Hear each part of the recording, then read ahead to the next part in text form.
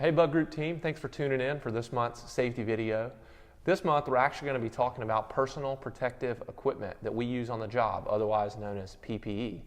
We encounter it a lot every single day, and so we just want to make sure you guys know what we should use, when we should use it, and how to do so. And so to help me with that, I have our seasoned expert here, Suzanne Klein, who's going to talk through some of the PPE that we might have to wear and how we're going to wear it. So Suzanne, if you would just introduce yourself to everybody. Hi, all Bug Group. My name is Suzanne Klein, and I'm the janitorial account manager here at Converse College in Spartanburg, South Carolina. It's a small, all-girls private school. The Bug Group has maintenance, janitorial, and landscaping services here at Converse. A lot of work. A lot of work. All right, so the first piece of equipment that we want to dive into is something that our folks wear every single day, or they should be.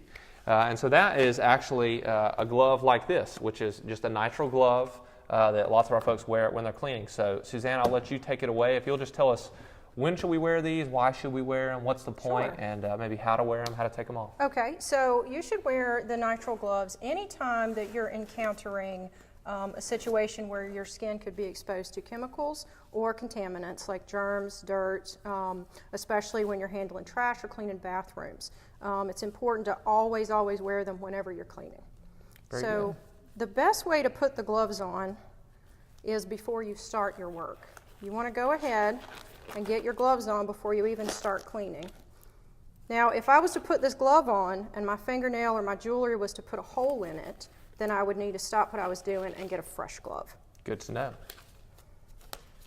All right, so I am gloved and ready to clean. All right, so you've cleaned a dirty bathroom or you've poured out some chemicals, you handle what you're handling, what next? Okay, so these gloves are now contaminated, and I want to be especially careful when I remove them that I don't get the contaminants that I wore the gloves to protect myself from in the first place onto my person. You guys would be surprised how often we see this happen. We have employees all the time who go through all the precautions to make sure they get the gloves on and they do everything they're supposed to do, and then when they get done, they forget they have the gloves on and they'll just wipe their eyebrow or scratch their arm or something. And so it's really important to remember how to take them off to make sure that we're not getting any of the contaminant on ourselves. Right, so once I'm done cleaning, I want to make sure that I pick up the inside cuff of the glove and roll it carefully down my hand so that I'm not touching any of the exterior part of the glove.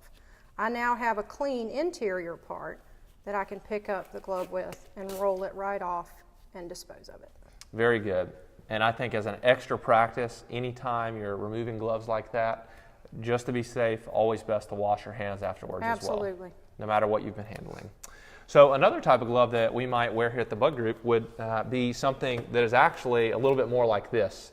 A little thicker and something that we're looking for that has a cut-resistant quality. And the reason is sometimes we end up having to use a utility knife like this to break down boxes or other activities like that. So there are knives out there that can help with this task and make it a little safer, but most of our folks end up using knives that look just like this. So we want to take a little bit of time to put these gloves on and show you guys how to do an everyday task like breaking down a box and make sure that you have the right equipment as well as how to do that correctly. So I'll let you take it away. All right.